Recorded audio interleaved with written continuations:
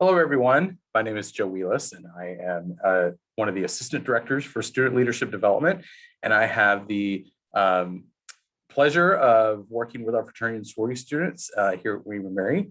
The session you are watching right now is my student said that they're interested in a fraternity or sorority. So what do I need to know? I'm going to go over some pretty high level, basic fraternity sorority stuff, things that you as a parent or family member supporting a student need to know, some questions to ask yourself and your student, and kind of give you just a rundown of how they can join and some things to think about. This is not an exhaustive overview of fraternity and sorority life. It can be really complex, but we're really going to focus on the joining aspects and some things to consider if your student is interested. If you have more questions, my contact information will be at the end of the video. A word of just what this is going to be in virtual is we won't be able to do Q&A, which is what the bulk of the in-person presentation is. So feel free to message the Fraternity Sorority Life team on any social medias or emails after you watch this. We're happy to answer any questions that you may have. So I hope this will be helpful for you today. So to start, our community has 3 governing councils, the National Panhellenic Council, which is our historically African-American and Black Greek letter organizations, the Interfraternity Council, which is a governing body for 15 fraternities, and Panhellenic Council, which is the governing body for 10 Panhellenic sororities. Overall, we have 30 fraternities and sororities in our community, comprising over 1,300 members, which is about 25% of our undergraduate students. The takeaway here is that if your student says, oh, everyone's joining a fraternity sorority, that's their perception and not the reality. 75% of our undergraduate students aren't in a fraternity or sorority. That's okay. So it can really feel like in the beginning of the fall semester that everybody is going through recruitment, because both the Interfraternity Council and Panhellenic Council do their large formal recruitments at the beginning of the fall semester. IFC, the fraternities, do it also in the spring semester. So there are other opportunities, but we do hear from students who have this perception that everyone's joining and they have to join, which is, it's fine, but it's also not the reality. So if they come to you and they're like, I'm joining because everybody else is joining, you may want to ask a few more questions. So speaking of joining, there's 3 different pathways to join. Membership intake is done by these organizations on our campus, listed here. I'll go over more in detail about each different process here in a minute, but those organizations conduct a membership intake process. The 15 IFC fraternities conduct a process that is semi-structured, council governed, but really chapter run. It's kind of a hybrid between the models that we see. So it's all coordinated towards the beginning of the semester, but can happen year round. And then our 10 Panhellenic chapters do a fall formal structured process that happens over 2 weekends in September. And these are the organizations that are participating in that process. So as you can see, these are the organizations listed in various processes that they participate in.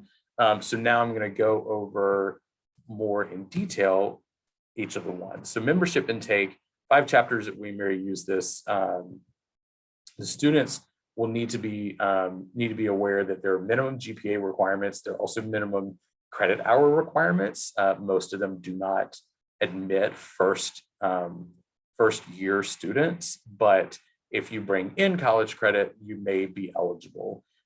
You'll need letters of recommendation, demonstrated service to the community, demonstrated interest in the organization, and a big thing here, and it's a theme that you will see throughout our presentation, save some money. These organizations do have a high front-end cost because you pay for more upfront as opposed to over the course of the couple years or 2 years that you're in the organization. Some things that parents and families can do is talk to your local community about their MPHE experience.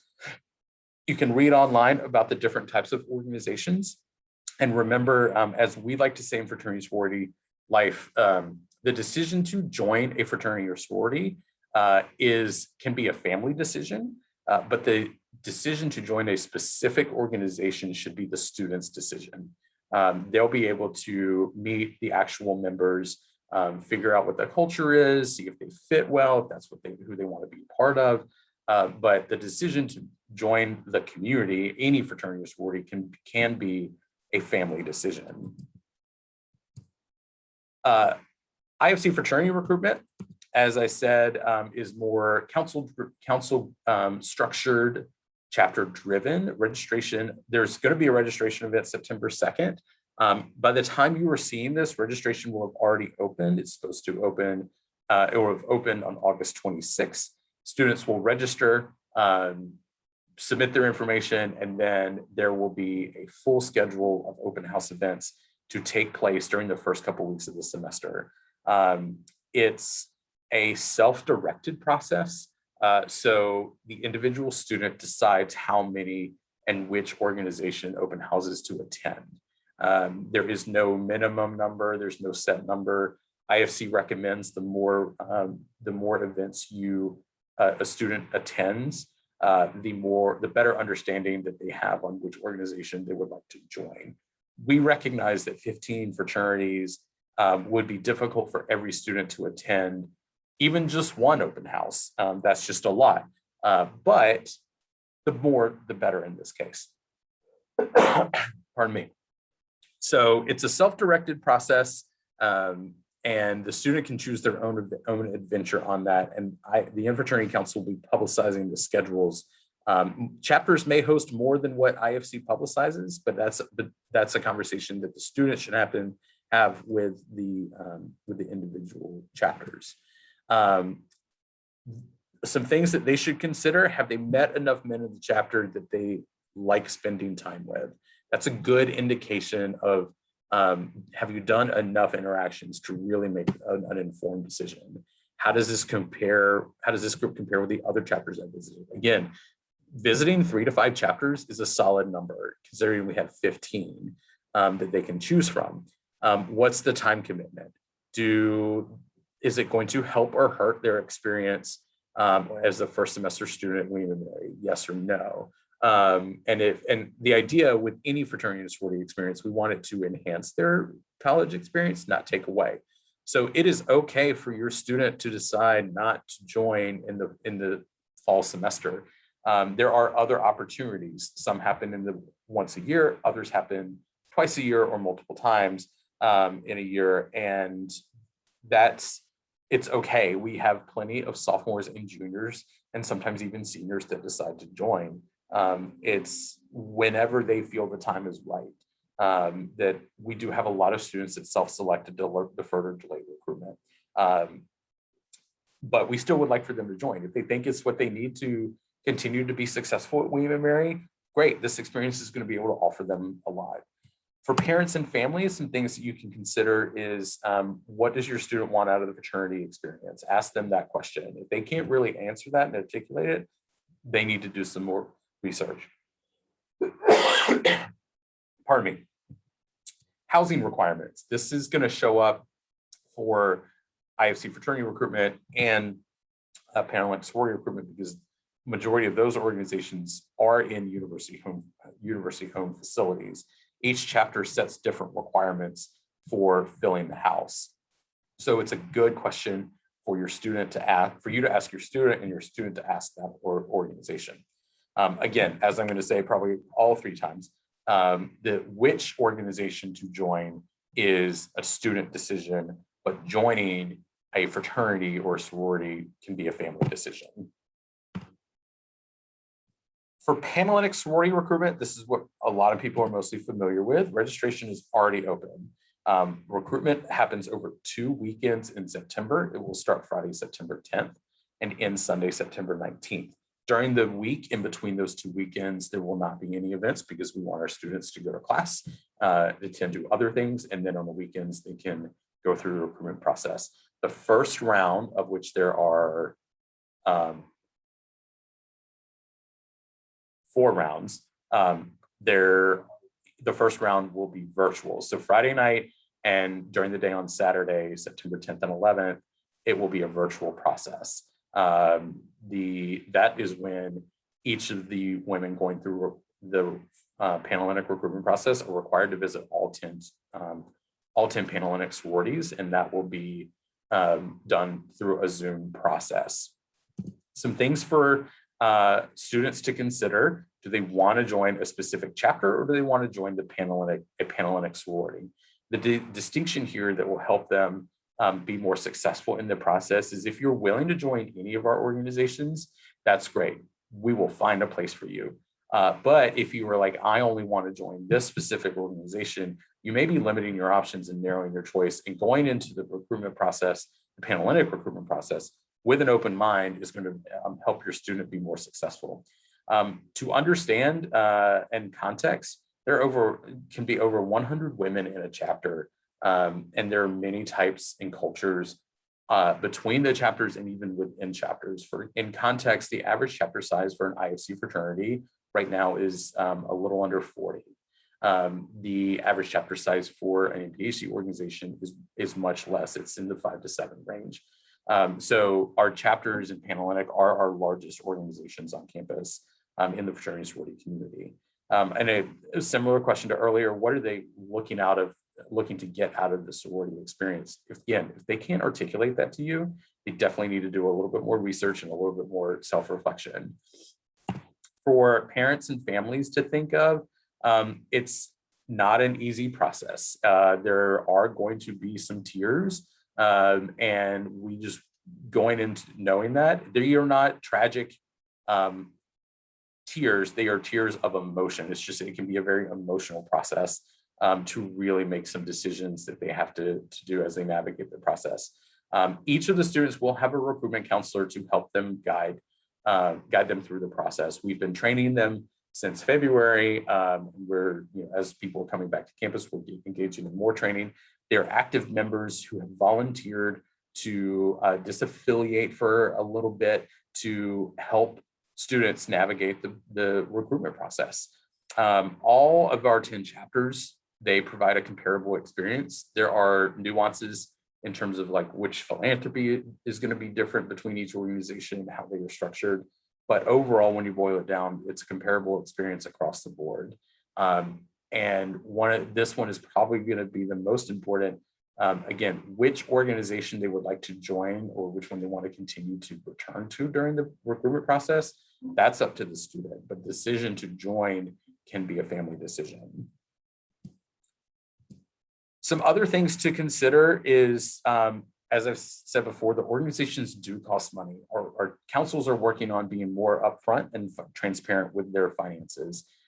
There is soon to be on the website Panhellenic financial transparency information that'll give a cost breakdown of each of the organization's fees and dues every semester. The Interfraternity Council is working on publishing some of their information. It'll all likely be on the website, but it'll definitely be part of the recruitment process. And your students should be asking, what are the dues? What do they go to? The other thing that you as a family should decide is, who are you as parents and family going to be paying for it? Yes or no?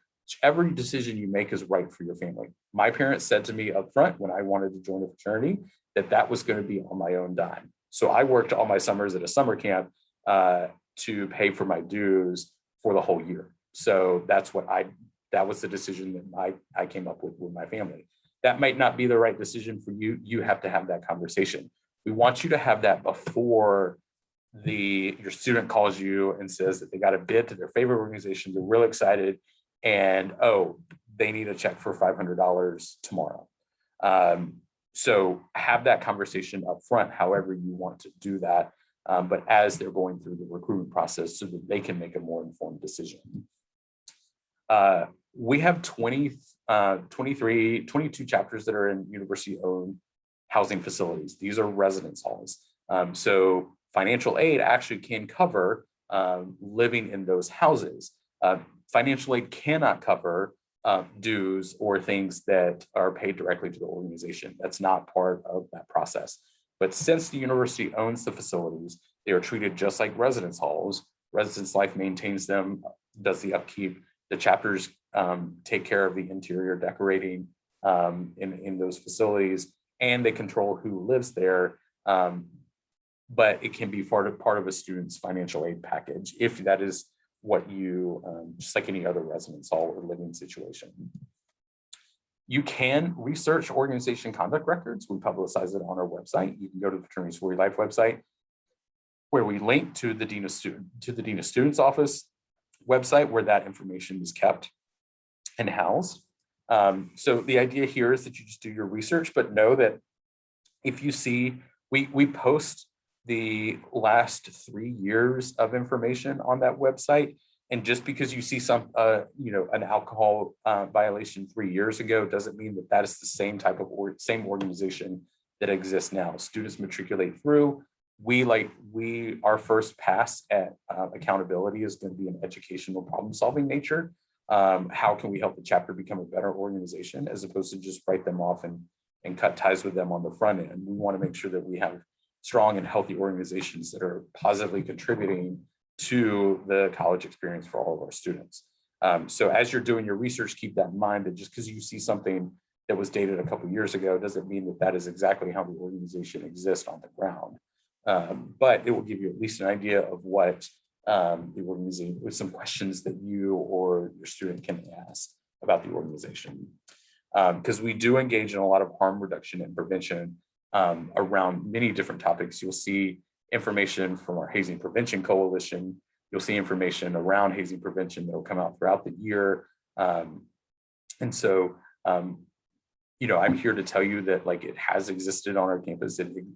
Hazing, it has been at William and Mary. We're upfront about that, but we're also upfront about how it's not acceptable behavior, and nobody should be demeaned or harmed when trying to enjoy the campus life experience. And so that's kind of where we enter in with our students. So doing your research on the organizations, whether it's through the William and Mary websites or the organization's social media or the national organization's website, that is what we recommend that parents and families and the students that want to go through also take care of. That concludes the short presentation that I've got. Again, my contact information is here. I put our generic Fraternity Sorority Life email up. That way that you can email that, and I know that I'm going to get it, or someone in our team will work with you to answer your questions. And that's also our number below. But I think email is probably going to be best as we start hitting recruitment season. So again, thank you for watching, and go Tribe.